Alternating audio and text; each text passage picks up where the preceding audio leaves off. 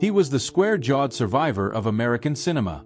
The man who rode horses through westerns, flew planes through action films, and stood shoulder to shoulder with some of the biggest stars Hollywood ever produced.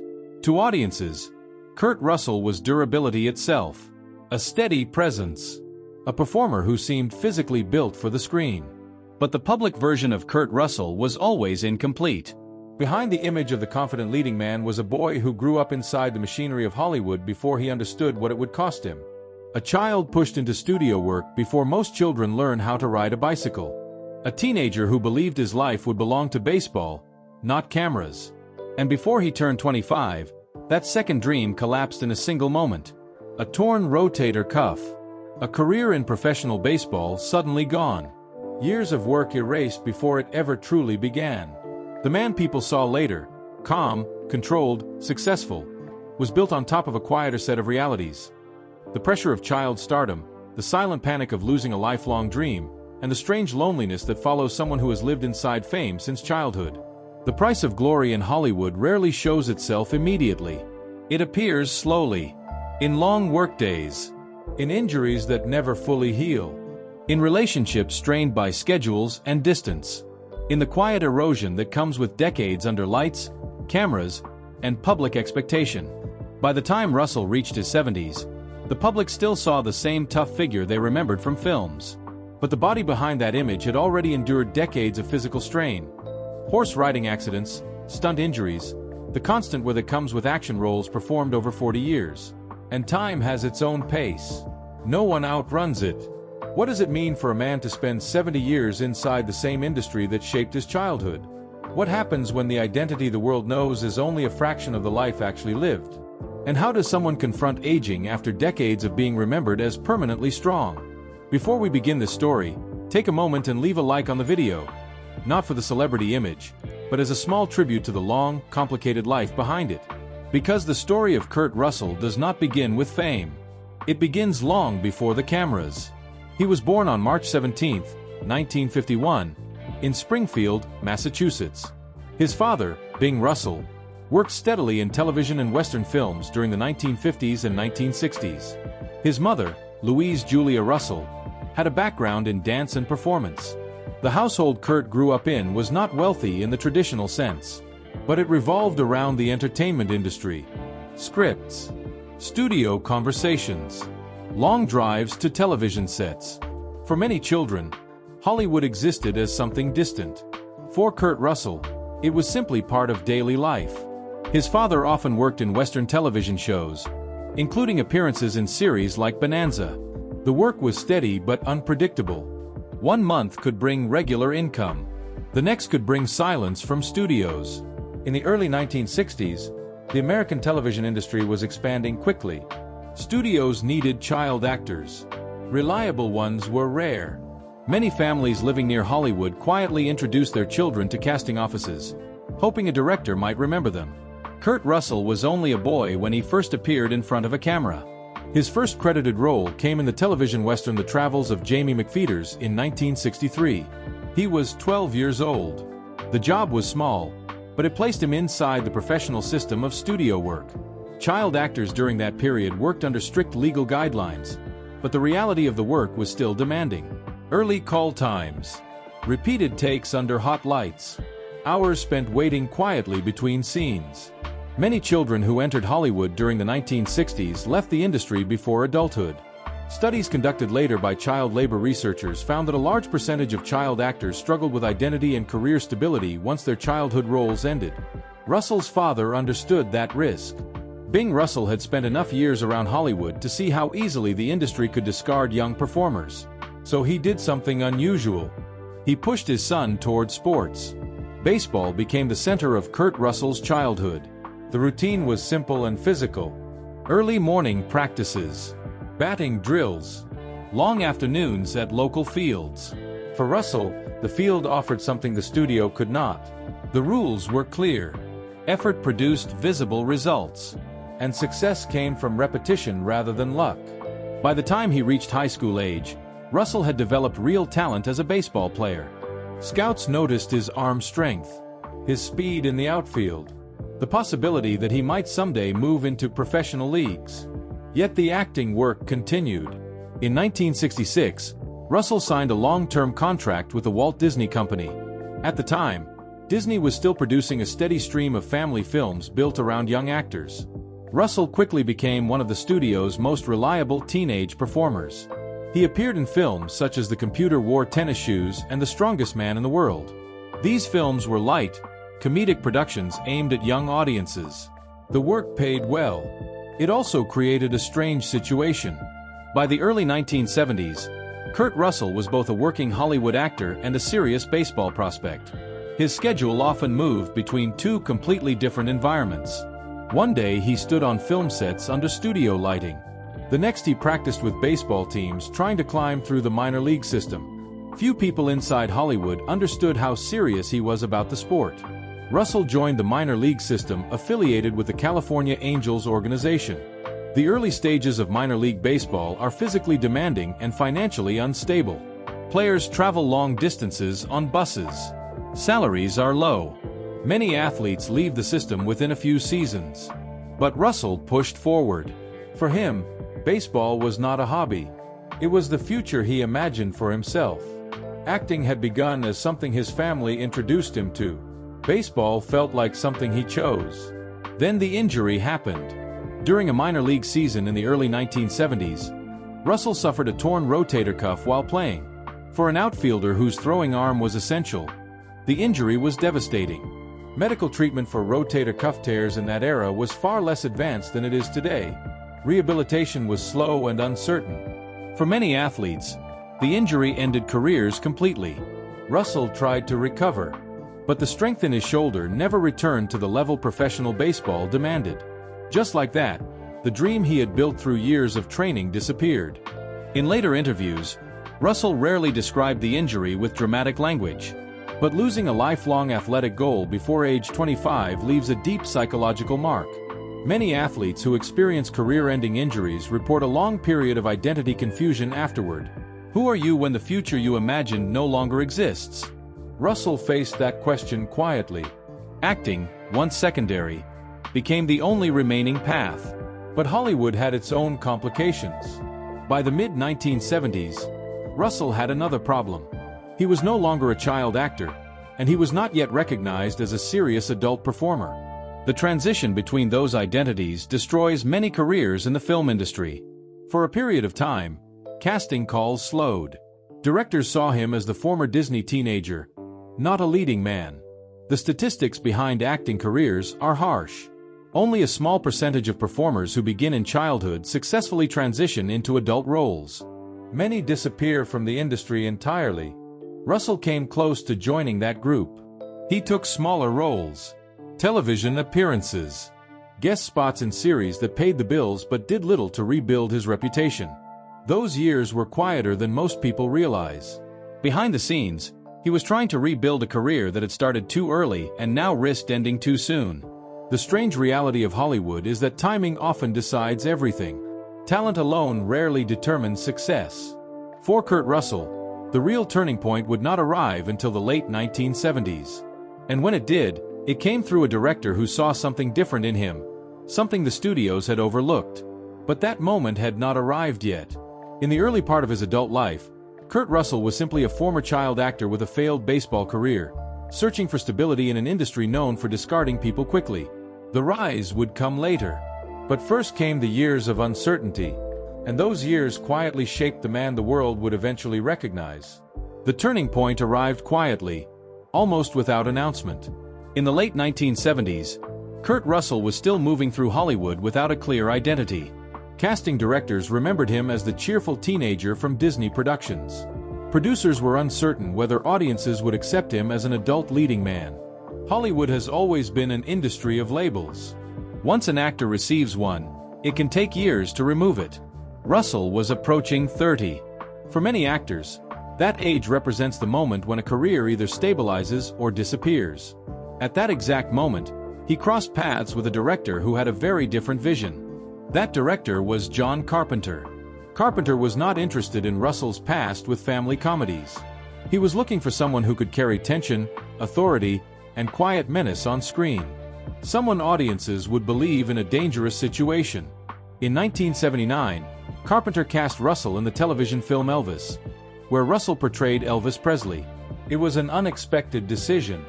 Russell did not look exactly like Presley. The role required more than imitation. It demanded discipline, body language, vocal rhythm, the physical exhaustion of performing one of the most recognizable figures in American culture. The performance changed how Hollywood viewed him. Critics noticed that Russell carried the role with unusual restraint. Instead of exaggerating Presley's personality, he focused on the mechanical details. Posture, hand movements, the way Presley shifted weight during performances. That methodical approach became one of Russell's defining traits as an actor. The industry noticed something else as well. He was physically credible. Many actors can deliver dialogue. Far fewer can make physical action believable on camera. Russell's background in sports, particularly baseball, gave him balance, timing, and physical control that translated well into action roles. The collaboration with John Carpenter continued. In 1981, Russell starred in Carpenter's dystopian film Escape from New York. The character he played, Snake Plissken, was a hardened criminal sent into a collapsed version of Manhattan. The role changed everything. Russell wore an eye patch. His voice was lower, slower, almost indifferent. He moved through scenes like someone who expected violence at any moment. Audiences accepted it immediately. For the first time, Kurt Russell was no longer the former Disney actor. He was an adult action star. The transformation happened so completely that many viewers forgot how different his early career had been. But the success of action films carries its own consequences. Between the early 1980s and the late 1990s, Russell appeared in a long sequence of physically demanding films. These included projects like The Thing, Big Trouble in Little China, and later Tombstone. Each production required months of shooting, repeated stunt work, and extended periods away from home. The physical reality of those productions rarely appears on screen. Actors performing action scenes often repeat the same movements dozens of times. Running sequences filmed again and again. Falls, impacts, controlled explosions timed with precise camera angles. Even when professional stunt performers are involved, actors still absorb a significant amount of physical stress. Over decades, those stresses accumulate. Russell performed many of his own action movements during his peak years. It added authenticity to his performances, but it also placed continuous strain on joints and muscles already affected by his earlier baseball injury. The shoulder that ended his athletic career never fully returned to normal strength.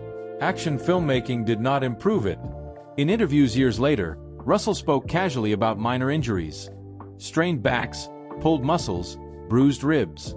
Nothing catastrophic, but the kind of damage that builds quietly over time. Meanwhile, his career continued to expand. In the mid-1980s, Russell appeared in Overboard alongside Goldie Hawn. Their on-screen chemistry mirrored a relationship that had already begun years earlier. Russell and Hawn had first met during the filming of the one and only, genuine, original Family Band in the late 1960s, when both were very young. They reconnected as adults during the early 1980s. Unlike many Hollywood relationships, their partnership developed slowly and remained unusually stable. They chose not to marry, even after decades together. In Hollywood, where marriages often collapse under professional pressure, their long-term relationship became something rare. A quiet, steady partnership outside traditional expectations. They raised a blended family that included Hawn's children from a previous marriage, among them Kate Hudson and Oliver Hudson, as well as their son, Wyatt Russell. Family life, however, did not reduce Russell's workload. The 1980s and 1990s represented the most productive period of his career. He starred in large studio productions such as Backdraft and later the action thriller Executive Decision. These films reinforced his reputation as a physically credible lead actor. But the economics of Hollywood success can create a hidden pressure. The higher an actor rises in the industry, the more expensive each project becomes. Production budgets increase. Marketing campaigns grow larger. The expectations placed on the lead actor intensify. A single failed film can alter a career trajectory. Russell experienced both sides of that equation. Some films performed extremely well. Others struggled financially or received mixed critical reactions. For example, when The Thing was first released, it performed poorly at the box office. Critics initially dismissed it as excessive and bleak. Years later, The same film became widely recognized as one of the most influential science fiction horror films ever made. This is another strange reality of Hollywood. Recognition often arrives decades after the work is finished. During those years, Russell continued to accept physically demanding roles. By the time he reached his late 40s, the physical cost of that work had begun to appear more clearly. Action filmmaking places repeated pressure on the knees, shoulders, and spine. Medical researchers studying stunt performers have found that many develop chronic joint pain later in life due to cumulative micro-injuries sustained during filming. Russell was not immune to that process. He rarely complained publicly, but the body records every impact. At the same time, the industry itself was changing. By the early 2000s, the traditional action star model began shifting toward younger performers and digital visual effects. Studios increasingly relied on computer-generated sequences rather than practical stunts. Actors who had built their reputations during the practical effects era found fewer roles designed around their physical presence. Russell adapted by choosing fewer projects. But he never fully disappeared. In 2015, he entered a new phase of visibility when he joined the cast of Furious 7, part of the massive Fast and Furious film series. The franchise introduced him to a younger generation of viewers who had never seen his earlier work. By that point, Russell had already spent more than 5 decades inside the film industry. Very few actors maintain that level of longevity. Statistically, the majority of acting careers last less than 10 years. Remaining active for 50 years places someone in a rare category of performers who successfully navigate multiple generations of film production. But longevity comes with its own consequences. The public often sees the continuity of the career. What they rarely see is the accumulation of time behind it. By the time Kurt Russell reached his 70s, the boy who once stood on Disney sets had become one of the longest-working actors in modern Hollywood history. Yet the body that carried him through those decades was no longer the same one that ran across baseball fields in his youth. And time had begun to impose its own limits. By the time Kurt Russell reached his 70s, the image the public still carried in their minds was the same one built decades earlier. The confident posture, the slow voice, the calm, controlled way he moved through scenes. But aging does not negotiate with reputation. In 2025, Kurt Russell turned 74. For most people, that number represents a stage of life defined by smaller routines and slower movement. For someone who spent 50 years performing action scenes, riding horses, and repeating physical stunts, the mechanical reality of aging becomes more complicated. The human body changes in predictable ways after 70. Muscle mass declines gradually each year. Joints stiffen. Old injuries that once felt manageable begin to return as chronic pain.